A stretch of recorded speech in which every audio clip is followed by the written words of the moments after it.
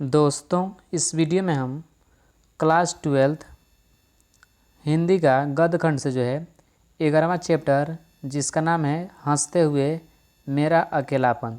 आप सभी देख सकते हैं यह जो है क्लास 12 का गद्य खंड का 11वां चैप्टर है जिसका नाम है हंसते हुए मेरा अकेलापन। इस पार्ट से जितना भी VBA ऑब्जेक्टिव क्वेश्चन बनने वाला है मैं उन सभी ऑब्जेक्टिव क्वेश्चन को इस वीडियो में डिस्कशन करने वाला हूं।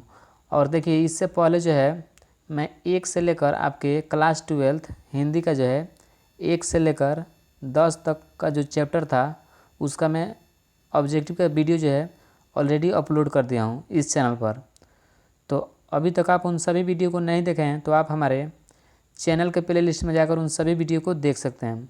और इस वीडियो में हम यहाँ पर देखिए यह जो 11वां चैप्टर है, इस पार्ट से जितना भी VBA ऑब्जेक्टिव क्वेश्चन बनने वाला है मैं उन सभी ऑब्जेक्टिव क्वेश्चन को इस वीडियो में आप सभी को बतलाने वाला हूँ। ठीक है, तो चलिए अब चलते हैं, प्रश्न को देखते हैं। देखिए यहाँ पर पहला जो प्रश्न है बोला जा रहा है हंसते हुए मेरा अकेलापन के लेखक हैं। ठीक है, यानी हंसते हुए मेरा अकेलापन, देख सकते हैं यहाँ पर यह जो चैप्टर है यानी जो पाठ है इसके लेखक जो हैं वह कौन है ये पूछा जा रहा है। हंसते हुए मेरा अकेलापन के लेखक हैं यानी कौन है। Option A Malayaj, B Om Prakash Valmiki, option C यहाँ पर देख सकते हैं नामवर सिंह और ऑप्शन डी जे कृष्णमूर्ति। तो इसका सही आंसर यहाँ पर जो होगा वो ऑप्शन नंबर ए हो जाएगा, मल्यज। ठीक है, हंसते हुए मेरा अकेलापन जो पाठ है इसके जो लेखक हैं वह मल्यज हैं। राइट आंसर ऑप्शन नंबर हमारा जो है वह ए हो जाएगा। उसके बाद चलिए दूसरा प्रश्न को देखते हैं। दूसरा प्रश्न यहाँ पर देख सकते हैं आप सभी, बोला जा रहा है मल्यज किस दौर के कवि हैं। यानी जो मल्यज हैं, जो चैप्टर है आपका हंसते हुए मेरा अकेलापन, इस पाठ के जो लेखक हैं वो मल्यज, वह जो है किस दौर के कवि हैं ये आप सभी को बतलाना है। ठीक है, ऑप्शन ए में देखिए यहाँ पर नई कविता के प्रारंभिक दौर, ऑप्शन बी नई कविता के अंतिम दौर, ऑप्शन सी नई कविता के मध्य यानी बीच, और ऑप्शन डी इनमें से कोई नहीं। तो देखिए 2 नंबर जो प्रश्न है इसका बिल्कुल सही आंसर जो होगा वो ऑप्शन नंबर बी हो जाएगा। ठीक है, नई कविता के अंतिम दौर। मल्यज किस दौर के कवि हैं, तो यहाँ पर देख सकते हैं नई कविता के अंतिम दौर के कवि हैं, कौन है तो मल्यज हैं। राइट आंसर ऑप्शन नंबर इसका बिल्कुल बी हो जाएगा। आइए उसके बाद अगला प्रश्न देखते हैं। अगला जो प्रश्न यहाँ पर देख सकते हैं आप सभी, बोला जा रहा है मल्यज मन का कूड़ा किसे कहते हैं। ठीक है, यानी मल्यज के अनुसार जो है मन का कूड़ा क्या है और मल्यज जो हैं वह मन के कूड़ा किसे कहते हैं ये आप सभी को बतलाना है। तो देखिए यहाँ पर पहला जो है डायरी, ऑप्शन बी संस्मरण, ऑप्शन सी यहाँ पर आत्मकथा और ऑप्शन डी रिपोर्तार्ज। ठीक है, रिपोर्तार्ज। तो यहाँ पर 3 नंबर काफ़ी इंपॉर्टेंट प्रश्न है, इसका बिल्कुल सही आंसर जो होगा वो ऑप्शन नंबर ए हो जाएगा, डायरी। ठीक है, मल्यज मन का कूड़ा किसे कहते हैं तो डायरी को कहते हैं। राइट आंसर ऑप्शन नंबर इसका जो होगा वह ए हो जाएगा। आइए उसके बाद अगला प्रश्न देखते हैं। अगला जो प्रश्न यहाँ पर बोला जा रहा है मल्यज किस कर्म के बिना मानवीयता को अधूरी मानते हैं। ठीक है, यानी मल्यज जो हैं हंसते हुए मेरा अकेलापन के पाठ के जो लेखक हैं मल्यज, वह किस कर्म के बिना मानवीयता को अधूरी मानते हैं ये आप सभी को बतलाना है। ठीक है, और दोस्तों अगर आप साइंस स्ट्रीम से 12th कर रहे हैं तो मैं इस चैनल पर जो है फिजिक्स और केमिस्ट्री और बायोलॉजी ये तीनों सब्जेक्ट जो है मैं तीनों का 120 प्लस VBA सब्जेक्टिव का जो है सीरीज स्टार्ट किया हूँ इस चैनल पर। अगर आप इन सभी प्रश्नों को अच्छे से याद कर लेते हैं तो आपके बोर्ड परीक्षा में जो है यहाँ से एक भी प्रश्न नहीं छूटने वाला है। ठीक है, देखिए मैं आप सभी को बता देता हूँ, यहाँ पर फिजिक्स से जो है फिजिक्स से यहाँ पर जो है 120 प्लस शॉर्ट क्वेश्चन यानी सब्जेक्टिव क्वेश्चन का सीरीज स्टार्ट किया हूँ। फिर से बायोलॉजी का है, बायो का, उसका भी 120 प्लस सब्जेक्टिव का मैं यहाँ पर सीरीज स्टार्ट किया हूँ। और केमिस्ट्री का भी है। ठीक है, केमिस्ट्री का भी है यहाँ पर 120 प्लस सब्जेक्टिव का। इन तीनों का जो है मैं यहाँ पर सीरीज स्टार्ट किया हूँ जिसमें 120 प्लस सब्जेक्टिव आप सभी को बतलाऊँगा एग्ज़ाम से पहले, और वहीं से प्रश्न जो है आपके बोर्ड परीक्षा में पूछे जाएंगे।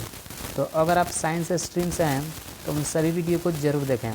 अभी तक जो है उन सभी यानी फिजिक्स और केमिस्ट्री और बायोलॉजी का लगभग 3 पार्ट जो है तीनों का ऑलरेडी अपलोड हो चुका है। और प्रत्येक वीडियो में मैं 1 से लेकर 10 तक के प्रश्न को डिस्कशन करता हूँ, ठीक है, सब्जेक्टिव का। तो आप समझ सकते हैं कि 3 पार्ट में 30 सब्जेक्टिव हो चुका है, इसमें भी 30 हो चुका है और इसमें भी 30। अब अगला जो है चौथा पार्ट आने वाला है, ठीक है।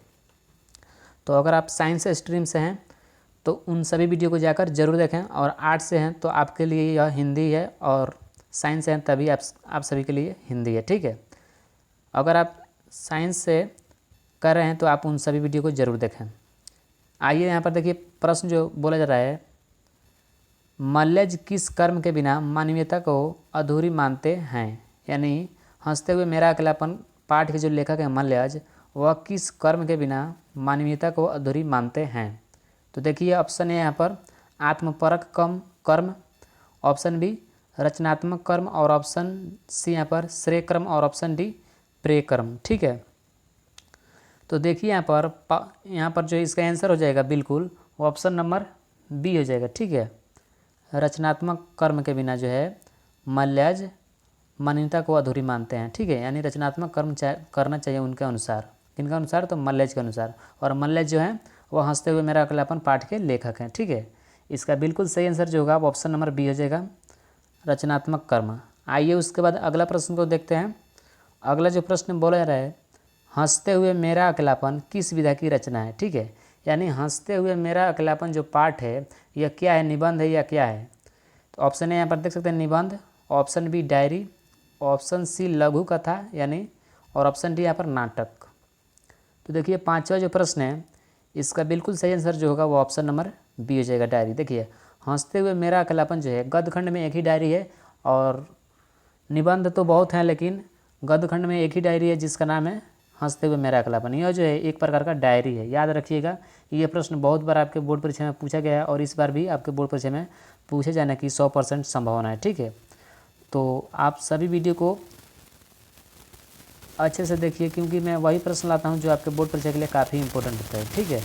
मैं वैसा प्रश्न नहीं लाता हूं जिससे आपका टाइम पास और ये प्रश्न ना पूछा जाए आपके बोर्ड परीक्षा में। मैं केवल वही प्रश्न लाता हूं जो आपके बोर्ड परीक्षा के लिए काफ़ी इंपॉर्टेंट है। आइए अब अगला प्रश्न देखते हैं। अगला जो प्रश्न यहाँ पर देख सकते हैं आप सभी, बोला जा रहा है मल्लज का मूल नाम क्या है। यानी मल्लज जो थे उनका मूल नाम जो है वह क्या है। ऑप्शन ए देख सकते हैं यहाँ पर,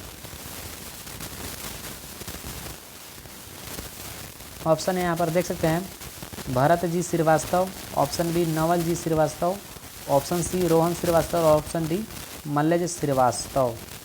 तो बहुत सारे स्टूडेंट जो होंगे वो ऑप्शन नंबर यहाँ पर डी लगाएंगे, ठीक है।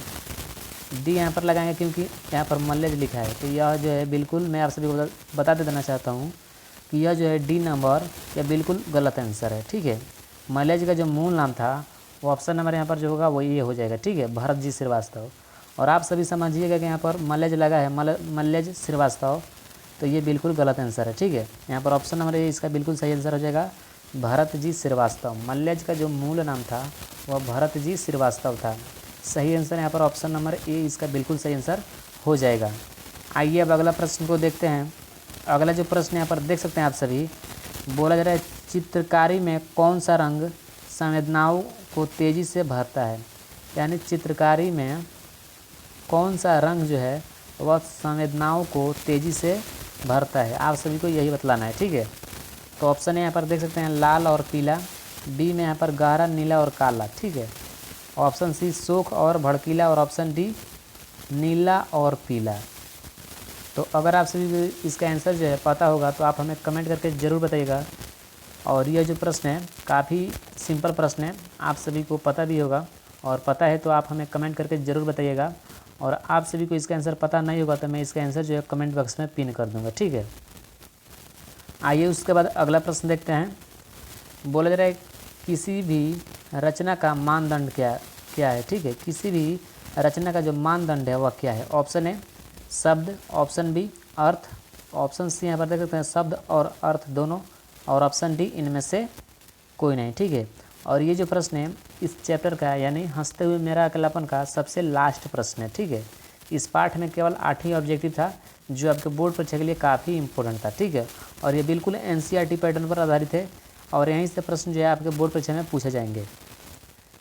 तो इसका जो आंसर होगा वो ऑप्शन नंबर सी हो जाएगा, शब्द और अर्थ दोनों। ठीक है, किसी भी रचना का जो मानदंड होता है वह शब्द और अर्थ दोनों होता है। राइट आंसर ऑप्शन नंबर इसका बिल्कुल सी हो जाएगा।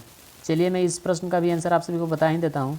चित्रकारी में कौन सा जो रंग है संवेदनाओं को तेज़ी से भरता है?